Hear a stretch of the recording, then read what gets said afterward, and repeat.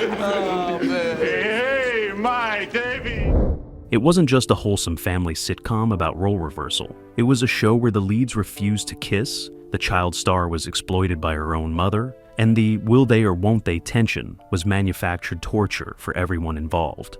Behind the suburban Connecticut charm and Tony's cleaning, Who's the Boss was a battlefield of egos, betrayals, and one of television's most toxic work environments.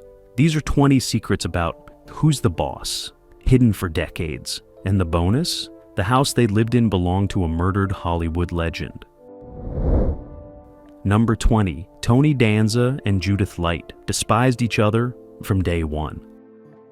That's the answer. Come on, let's go. Please, I would like to hear a little bit more about this. The sexual tension between Tony and Angela that drove Who's the Boss for 8 seasons was entirely manufactured because Tony Danza and Judith Light couldn't stand being in the same room. Their mutual hatred started during the pilot when Danza, fresh from Taxi, treated the production like his personal showcase and dismissed Light as a soap opera actress unworthy of respect. Light, an accomplished stage actress who'd won 2 daytime Emmys, was insulted by Danza's condescension and fought back. Their arguments during rehearsals became legendary, screaming matches about character motivation, line delivery, and who was the real star of the show. Between takes, they wouldn't speak except through intermediaries, with assistant directors literally running messages between them like warring diplomats. The tension was so severe that producers considered recasting one or both leads after the first season, but the show's success made that impossible. What's remarkable is how their genuine animosity translated into believable romantic tension on screen. The push-pull dynamic between Tony and Angela reflecting the real hostility between the actors playing them. Crew members joked that the sexual tension was real, just negative rather than positive. The irony was that audiences fell in love with a relationship built entirely on professional hatred, proving that sometimes authentic emotion, even when it's loathing, reads as more genuine than manufactured chemistry. Number 19. Alyssa Milano's mother controlled everything. Hi, honey. Hi, Dad. Lynn Milano. Alyssa Milano was just 11 years old when Who's the Boss began, and her mother Lynn became the most feared person on set, a stage mother whose control over her daughter extended to controlling the entire production. Lynn Milano negotiated Alyssa's contracts, approved her storylines, monitored her scenes, and involved herself in every aspect of production, whether invited or not. She'd storm into production meetings uninvited, demand script changes, and threaten to pull Alyssa from filming if her demands weren't met. The threats worked because Alyssa was essential to the show, playing Tony's daughter Samantha, and the production couldn't function without her. Lynn Milano's interference extended beyond her daughter, critiquing other actors' performances, questioning directing choices, and generally making everyone's job harder. Tony Danza particularly clashed with Lynn, viewing her as an amateur trying to run a professional production. Their fights were explosive, with Danza telling her to stay out of his scenes and Lynn threatening to report him for various infractions. The toxic dynamic affected young Alyssa, who was caught between her mother's ambitions and the increasingly hostile work environment. Cast members later revealed that Alyssa was essentially held hostage by her mother's behavior, unable to have normal relationships with coworkers because Lynn monitored every interaction. The child who should have been protected was instead weaponized by a parent who saw her as a meal ticket rather than a daughter. Number 18. The show almost had a completely different title.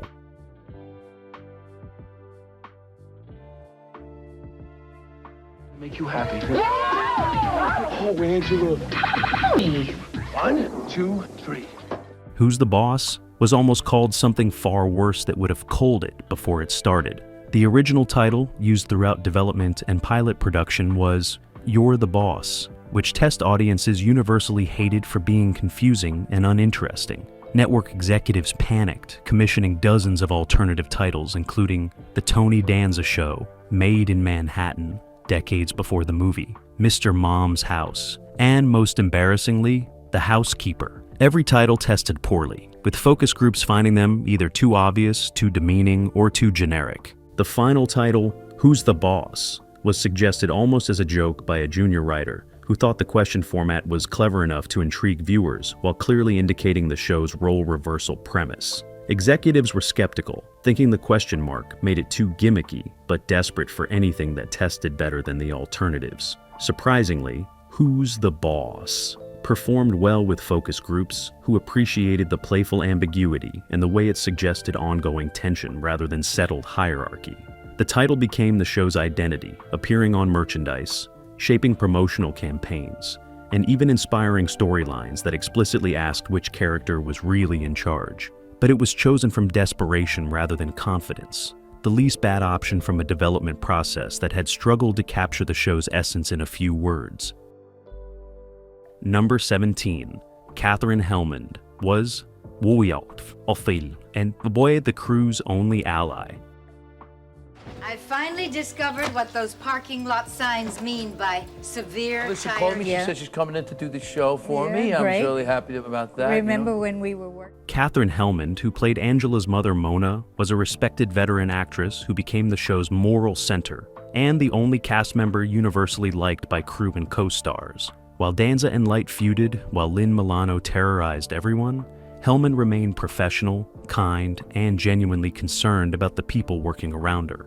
She'd defend crew members when producers or stars mistreated them, mediate conflicts between cast members, and use her status as a respected elder stateswoman to advocate for better working conditions. Helmond had leverage because she was irreplaceable, her comedic timing and stage presence elevating every scene she appeared in. Producers knew they couldn't afford to lose her, giving her power she used exclusively to protect others rather than advance her own interests. She particularly took young Alyssa Milano under her wing, providing the mothering and protection that Lynn Milano was too busy stage managing to provide. Helmond would invite Alyssa to her dressing room between scenes, give her age-appropriate guidance, and create a safe space away from the toxic dynamics that dominated the rest of the set. Cast members later credited Helmond with making Who's the Boss survivable, that without her calming presence and moral authority, the show would have imploded from internal conflicts. When Helmond died in 2019, the Who's the Boss cast released statements acknowledging her as the show's true heart, the person who'd held everything together when egos and ambitions threatened to tear it apart. Number 16, ABC forced the romantic tension. For 8 seasons, Tony, you don't have to buy me a present. Nobody else did. Sorry, I just wanted to tell you that I really appreciate you coming all the way out here to see me get this award. Not now, Dad. the central question of whether Tony and Angela would get together wasn't a creative choice but a network mandate. ABC executives believed that resolving the romantic tension would cull the show, so viewers tuned in specifically to see if this would be the episode where they finally admitted their feelings. So they ordered producers to string audiences along indefinitely, creating 8 seasons of manufactured obstacles that prevented Tony and Angela from becoming a couple, despite obvious mutual attraction. This directive frustrated writers who'd exhausted reasonable reasons for keeping them apart by season 3, forcing them to invent increasingly contrived circumstances that made both characters look stupid or cowardly. The actors were even more frustrated, particularly Judith Light, who argued that the constant teasing was insulting to viewers and degrading to her character. Angela went from strong, independent woman to someone who couldn't make basic decisions about her own romantic life. Her agency sacrificed to maintain artificial tension that served network interests rather than character development. Tony Danza didn't care about the romantic storyline one way or another, but he resented being forced to play scenes he knew were repetitive and boring. The show became trapped in a loop, each season ending with a cliffhanger suggesting resolution, each new season finding new excuses for continued separation. By the final seasons, even loyal fans were exhausted by the manipulation, ready for the show to end if it meant escaping the romantic purgatory ABC had imposed. Number 15. Danny Pintaro was isolated by adult cast. Politics. Go for it. Go for it? So what you're saying is... Danny Pintaro, who played Angela's son Jonathan, was just 8 years old when the show started and became collateral damage in the adult cast's feuds and power struggles. The toxic environment that adult actors navigated with difficulty was incomprehensible and traumatic for a child trying to do his job. Pintaro would show up excited to work, only to encounter Danza and Light refusing to speak to each other. Lynn Milano screaming at producers, and crew members stressed to the point of breaking. Nobody explained to Danny what was happening, or protected him from the dysfunction that surrounded him daily. He was largely ignored by adult cast members, who were too absorbed in their own conflicts to consider how their behavior affected the children on set. Unlike Alyssa Milano, who had her mother's fierce protection, Danny had no advocate, his parents largely absent, and trusting that professional adults would look after their son. Katherine Hellman tried to include him in the sanctuary she created for Alyssa, but Danny was in fewer scenes and spent more time isolated in his dressing room between appearances. Years later, Pintaro discussed how lonely and confused he'd been during Who's the Boss, not understanding why the adults around him were so angry all the time, internalizing the tension as somehow being his fault. The show that was supposed to be about family was missing any sense of family behind the scenes, especially for a child actor who needed guidance and protection he never received. Number 14. The house belonged to a murder victim. Jeannie? Hey, by the way, Miss Rosini, this is my boss, Angela Bauer. Hello. It's very nice to meet you. The other made his friends in politics. He did a lot of fundraising and met some important people. The iconic Connecticut home where the Bauer family lived wasn't filmed in Connecticut at all, but was a real Los Angeles house with dark history that producers deliberately concealed. The residence had belonged to Hollywood producer Roy Radin, who was murdered in 1983 in one of Los Angeles's most notorious unsolved crimes, his body found in a desert canyon after being shot multiple times. The house went into a state limbo during the murder investigation, making it available for filming at reduced rates that fit Who's the Boss's modest budget. Producers knew about the murder but kept it quiet, worried that association with violent crime would damage the show's wholesome family image. Some crew members refused to work inside the house after learning its history, uncomfortable filming a cheerful sitcom in a space where a murder victim had lived. Strange occurrences were reported throughout the show's run. Equipment malfunctioning in specific rooms, cold spots that didn't correspond to air conditioning, and an overall uneasy feeling that intensified when filming ran late into evening hours. Tony Danza was reportedly spooked by the house and tried to avoid filming interior scenes there, preferring soundstage sets whenever possible. The truth about the house only became widely known years after the show ended, when true crime documentaries about the raid in Madère mentioned that the victim's former home had been used for Who's the Boss, surprising fans who'd imagined the cheerful show being filmed in an equally cheerful location. Number 13. Tony Danza demanded script approval and destroyed storylines. Millionaire. Okay. Nice. Yeah. How many years did that run? 8 years. Son of a 199 bitch. Jump at the first thing. What did he reject? Anything we've seen? Well, I mean, it was kind of weird. Tony Danza's contract gave him approval over scripts, a power he wielded destructively throughout the show's run. He'd reject storylines that made Tony McKelly look weak, foolish, or less than completely competent, forcing rewrites that often ruined carefully constructed episodes. Writers learned to submit dummy scripts, deliberately including scenes they knew Danza would hate so he'd feel he'd exercised his authority by removing them, while the scenes they actually cared about slipped through unchanged. But Danza wasn't stupid, and eventually caught on to this strategy, becoming even more difficult and rejecting scripts wholesale. Some of Who's the Boss? Its worst episodes resulted directly from Danza's interference, with original concepts gutted and replaced with whatever appeasement would get him to approve filming. His ego couldn't tolerate Tony being wrong or learning lessons from Angela, insisting his character be portrayed as innately wise despite his working-class background. This undercut the show's premise of mutual growth and learning between different social classes, reducing it to Tony being right and Angela eventually realizing it. Writers hated working on Who's the Boss? Because Danza's approval requirement meant their best work would be rejected if it didn't flatter the star's ego. Several talented writers left specifically because of Danza's interference, finding the creative limitations intolerable. The show that could have been a sophisticated exploration of class and gender dynamics was reduced to simpler comedy because its star refused to let his character show vulnerability or growth. Number 12. The show's ending was changed. A last minute.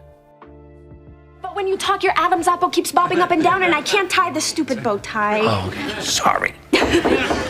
accomplishment to have done it. They've done 199 episodes and beyond 8 years. And Who's the Boss was supposed to end with Tony and Angela finally getting married in a grand finale that resolved 8 seasons of romantic tension.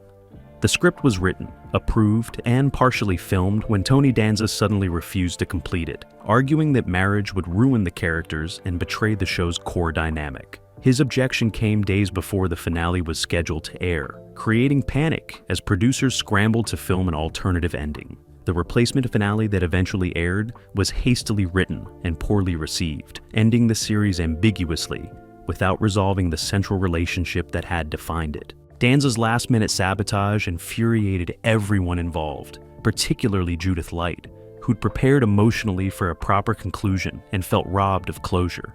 Network executives were furious but powerless, unable to force Danza to film scenes he refused to do.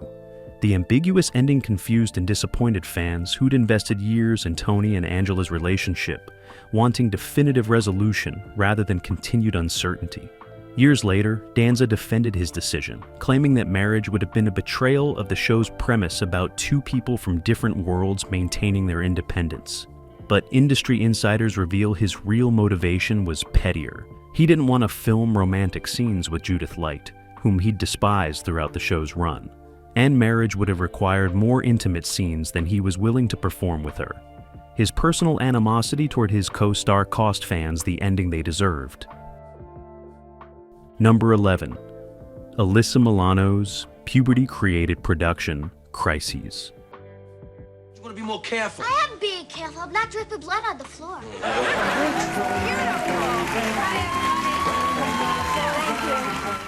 As Alyssa Milano matured from child to teenager during Who's the Boss?'s run, her physical development created ongoing wardrobe and storyline challenges that the production handled poorly. Producers initially tried to hide her developing body, dressing her in baggy clothes and shooting from angles that minimized her changing appearance. But ABC executives saw opportunity, pushing for Milano to be sexualized in ways that were inappropriate for a teenage actress. Storylines began featuring Samantha in increasingly revealing outfits, dating scenarios that emphasized her attractiveness, and situations that objectified her in ways that made cast and crew uncomfortable. Katherine Helmond objected strenuously to the sexualization, arguing that it was exploitative and potentially damaging to Milano, personally, and to the show's family-friendly image. But Lynn Milano, Alyssa's mother, supported the network's direction, seeing her daughter's sex appeal as leverage for bigger opportunities and higher pay. The conflict created a bizarre situation where adults who should have been protecting a teenage girl were instead facilitating her objectification because it was profitable. Tony Danza remained notably silent during these controversies, neither supporting the sexualization nor objecting to it, his indifference allowing it to continue. Alyssa herself has discussed in later years how uncomfortable she was during this period, feeling pressure to appear older and more sophisticated than she felt, performing sexuality she didn't yet understand to satisfy network executives and her mother's ambitions. Number 10. The show was accused of plagiarizing British sitcoms. Oh, man. Hey, my Davy. There's a time for love and a time for living. Take a chance and face. Who's the Boss? Faced quiet accusations throughout its run that it had stolen its premise from British sitcoms, particularly a show about a working-class man becoming a live-in housekeeper for an upper-class family. The similarities were undeniable: role reversal, class conflict, single-parent households, and implied romantic tension between employer and employee.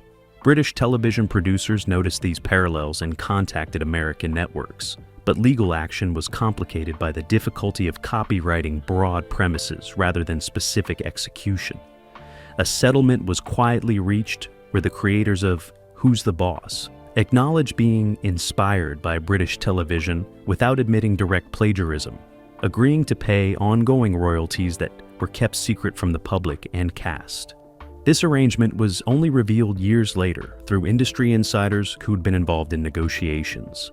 The plagiarism revelation recontextualized Who's the Boss?'s legacy, showing it as derivative rather than innovative, fun recycling proven concepts rather than creating something genuinely new.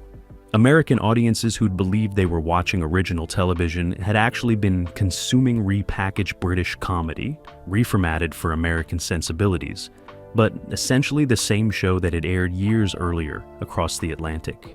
The creators of Who's the Boss never publicly acknowledged the British source material, maintaining the fiction of originality despite the financial settlements that proved otherwise. Number 9. Judith Light was fighting depression.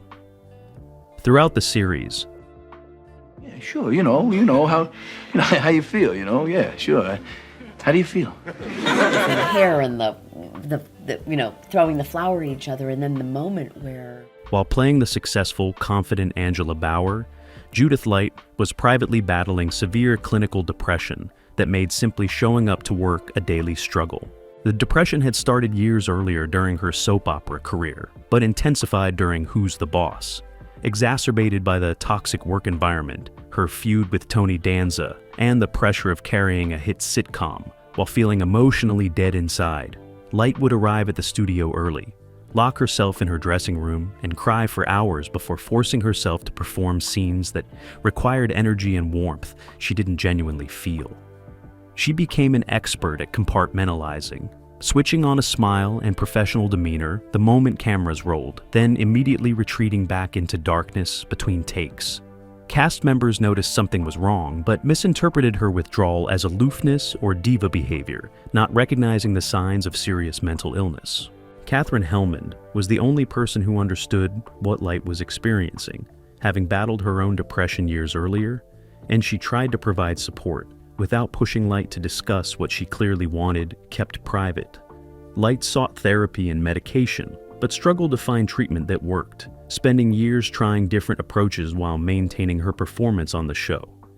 The juxtaposition of playing a woman who had it all together while personally falling apart was torture, each scene requiring her to embody the confidence and stability she desperately lacked.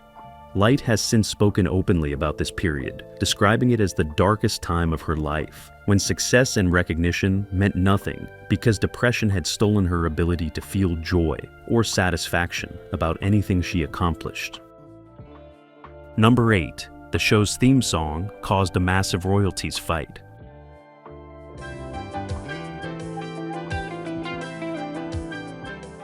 The iconic theme song, Brand New Life, performed by Larry Weiss, became one of television's most recognizable opening sequences, but it sparked a vicious legal battle over royalties that lasted years.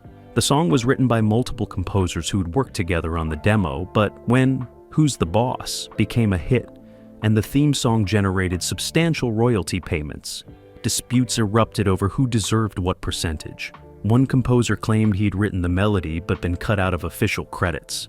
Another insisted the original arrangement was his creation, and the credited writers fought among themselves about proper attribution. The legal battle involved depositions from producers, audio engineers, and anyone who'd been present during the song's creation, each offering conflicting testimony about who'd contributed what. Meanwhile, royalty payments were frozen pending resolution, creating financial hardship for the composers who'd been counting on that income. The case dragged through courts for over 5 years, outlasting the show itself, and was eventually settled with a confidential agreement that left all parties dissatisfied. The messy dispute revealed how even successful television theme songs could become sources of conflict and betrayal, with money destroying relationships between collaborators who'd once been friends. Fans who sang along to Brand New Life had no idea that the cheerful song about new beginnings had sparked one of television's ugliest legal fights, proving that nothing about Who's the Boss was as wholesome as it appeared on screen. Number 7. Danny Pintaro's coming out was yon sastur on set years. Before Intimidate you, and whatever you do, make sure Patricia knows how you feel about her.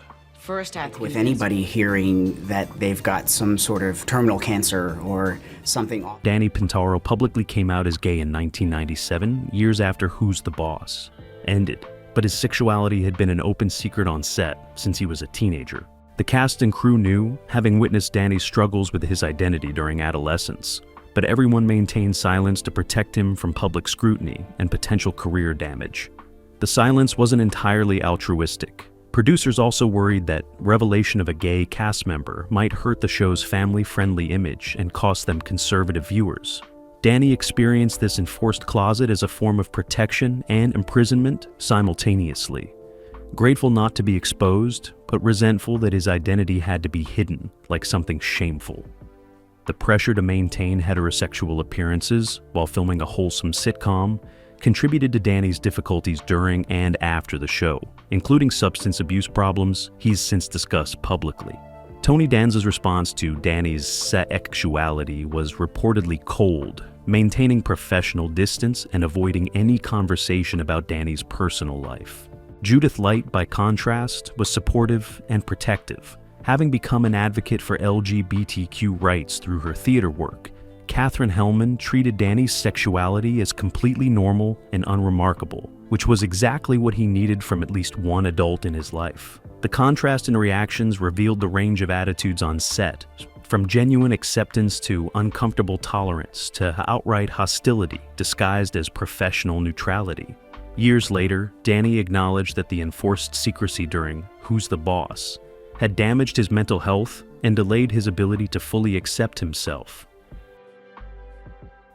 Number 6, The Show.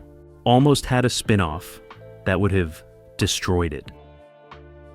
ABC developed a spin-off focused on Samantha going to college with Alyssa Milano as the lead and a new cast of characters surrounding her in a university setting. The spin-off, tentatively titled Samantha, was fully scripted with a pilot episode ready to film when Who's the Boss?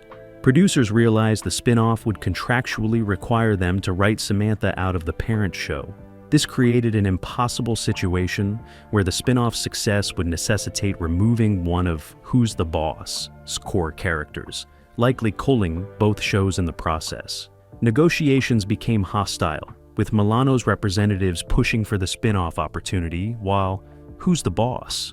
Producers fought to protect their show from being gutted. ABC executives found themselves negotiating with their own programs, trying to broker a compromise that would allow both shows to coexist. The solution attempted was having Samantha split time between shows, appearing in both with storylines coordinated between productions. But this proved logistically impossible and creatively limiting, essentially requiring two shows to function as one extended universe. After months of failed negotiations, the spin-off was abandoned, with ABC compensating Milano for the lost opportunity through a substantial raise on Who's the Boss? Lynn Milano, Alyssa's mother, was furious about the spin-off's cancellation, having viewed it as her daughter's breakout from the original show's shadow. The failed spin-off created lasting resentment, with Lynn blaming Who's the Boss? Producers for sabotaging her daughter's career advancement, ignoring that the spin-off's flawed premise would have likely destroyed both shows if it had proceeded. Number 5. Tony Danza refused to kiss Judith Light. The reason Tony and Angela's relationship never progressed physically on screen wasn't just network mandate, but Tony Danza's personal refusal to perform romantic scenes with Judith Light. Throughout 8 seasons, the two characters never shared a genuine romantic kiss. Only chase pecks on cheeks or foreheads that could be interpreted as friendly rather than romantic. This wasn't accidental, but contractually guaranteed through clauses Danza had inserted, requiring his approval of all physical contact with Light. Scripts would include kisses or embraces that were removed during production at Danza's insistence, forcing rewrites that undermined romantic storylines writers had carefully constructed. Light was humiliated by this rejection, viewing it as both personal insult and professional disrespect that damaged her character's development. Directors would attempt to shoot romantic scenes anyway, hoping Danza would perform them in the moment, but he'd refuse or deliberately sabotage takes by pulling away or making the moment awkward. The refused intimacy created a bizarre dynamic where audiences were supposed to believe in passionate attraction between characters whose actors wouldn't touch each other beyond what strictly professional requirements demanded. This physical distance is obvious if you watch the show knowing to look for it. Every kiss interrupted, every embrace stiff and uncomfortable. every romantic moment undermined by visible reluctance. The final season attempted to address this by having Tony and Angela discuss their relationship without resolving it physically. But even this felt hollow because viewers could sense the actors' mutual aversion bleeding through their performances. Number 4. Katherine Helmond saved the show from cancellation. After a difficult first season with mediocre ratings, ABC seriously considered canceling Who's the Boss before it found its audience. What saved the show was Katherine Helmond's performance as Mona, which critics singled out as brilliant even when panning other aspects of the program. Helmond's character provided comic relief and warmth that the Tony-Angela tension couldn't deliver, making episodes watchable even when main storylines faltered. Network executives reviewing the show for renewal noticed that scenes featuring Helmond tested significantly higher than those without her, and that audience retention improved whenever Mona appeared. This data convinced them to give Who's the Boss another season, betting that expanding Helmond's role might improve overall quality. The second season deliberately featured Mona more prominently, with storylines that showcased Helmond's abilities and chemistry with the rest of the cast. The gamble paid off, with ratings improving and the show finding its footing. Cast members later acknowledged that Katherine Helmond had literally saved their jobs, that without her performance elevating the material, Who's the Boss would have been another forgotten sitcom that disappeared after one season. The irony was that Helmond, playing a supporting character, was more essential to the show's survival than the leads, that her warmth and talent compensated for the dysfunction and mediocrity surrounding her. Producers never publicly admitted how close the show came to cancellation, or how much Helmond's performance influenced its survival, allowing the narrative to remain that Who's the Boss was an instant hit rather than a show that barely survived its first year. Number 3. The show's success nearly destroyed Alyssa Milano's education. As Who's the Boss became a hit and Alyssa Milano's workload increased, her education suffered catastrophically despite legal requirements for child actors to receive tutoring. On set, teachers were overwhelmed, understaffed, and unable to provide adequate instruction. Between Milano's constant filming schedule, publicity obligations, and her mother's additional career pursuits for her, Milano would spend hours in makeup and wardrobe, film all day, then be expected to complete schoolwork late at night when she was exhausted. The education she received was fragmented and inadequate, leaving her with significant knowledge gaps that she'd struggle to fill later. Child welfare advocates who investigated working conditions for young actors on Who's the Boss found technical compliance with minimum hour requirements, but acknowledged that the quality of education was severely compromised. Milano was essentially receiving homeschooling from tutors who had no curriculum continuity, who were constantly interrupted by production needs, and who had no accountability for whether she actually learned anything. Lynn Milano, her mother, prioritized career over education, viewing school as an obstacle to greater opportunities rather than an essential foundation for Alyssa's future. By the time Alyssa was old enough to recognize the educational deficits, years had passed and catching up was difficult. She's spoken in interviews about feeling unprepared for adult life, lacking basic knowledge that most people acquire through normal schooling, and having to educate herself as an adult about subjects she should have learned as a child. The show that made her famous and wealthy also robbed her of a proper education, sacrificing long-term development for short-term success in ways that exemplified child actor exploitation, even when technically following labor laws. Number 2. Tony Danza's ego-cold, multiple crossover opportunities.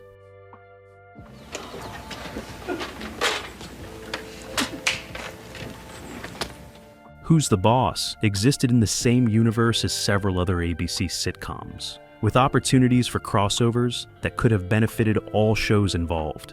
But potential crossovers were repeatedly culled by Tony Danza's refusal to share screen time with stars he viewed as competition or beneath him. Growing Pains proposed a crossover where the Seaver family would visit Connecticut and interact with the Micheli Bauer household, but Danza rejected it, reportedly saying he wouldn't let Alan Thicke upstage him on his own show. Full House attempted a crossover during their first season, viewing Who's the Boss as an established hit that could provide visibility, but Danza refused to appear on another show, viewing it as diminishing his star power. The most significant missed opportunity was a 3-show crossover event that would have connected Who's the Boss?, Perfect Strangers, and Full House in a special week of programming. ABC executives had developed elaborate storylines, promotional campaigns, and advertiser packages around this event. But Danza's refusal to participate cold the entire concept. His ego couldn't tolerate sharing the spotlight or acknowledging other sitcom stars as equals, viewing any collaboration as admission that his show wasn't sufficient on its own. This isolated Who's the Boss from the broader ABC sitcom universe, preventing the cross-pollination of audiences that might have extended its popularity or created spin-off opportunities. Cast members were frustrated by Danza's obstruction, seeing missed chances for exposure and career advancement because their star insisted on maintaining artificial separation from other successful shows that could have been natural partners. Number 1. The reunion movie script revealed everyone's real feelings. Now, 30 years later, EW is bringing the entire cast together for an unforgettable reunion. I was like, oh, now I got a shot. Now I really have a shot. In the early 2000s, a Who's the Boss? Reunion movie was developed with a completed script that made it to advanced stages before falling apart. The script, which later leaked online, was brutally honest about the characters' futures in ways that revealed how the cast really felt about the show and each other. Tony and Angela were written as divorced, having married after the series ended, only to realize they'd been better as friends than spouses. Samantha had become estranged from her father, barely speaking to him, reflecting Alyssa Milano's real feelings about the show that had consumed her childhood. Jonathan was written as successful, but emotionally distant, having spent therapy sessions processing a dysfunctional upbringing, mirroring Danny Pintoro's real experiences. Mona was dead, killed off, because Katherine Hellman was the only cast member everyone had loved, and her absence symbolized what had held the show together. The script was essentially a cathartic confession disguised as a reunion movie, allowing cast members to process through their characters what they couldn't say directly. When Tony Danza read the script, he exploded, refusing to portray Tony Micheli as a failed husband and distant father, demanding rewrites that would make his character look better. His demands would have required gutting the entire script's premise, removing the honesty that made it interesting. After months of negotiation failed to find compromise, the reunion movie was abandoned, with cast members going public about how Danza's ego had cooled their one chance at closure and the paycheck that would have come with it. The leaked script remains online, a fascinating artifact showing what Who's the Boss? Cast really thought about the show that had defined their careers. Bonus fact: the opening credits changed to hide a salary. Dispute.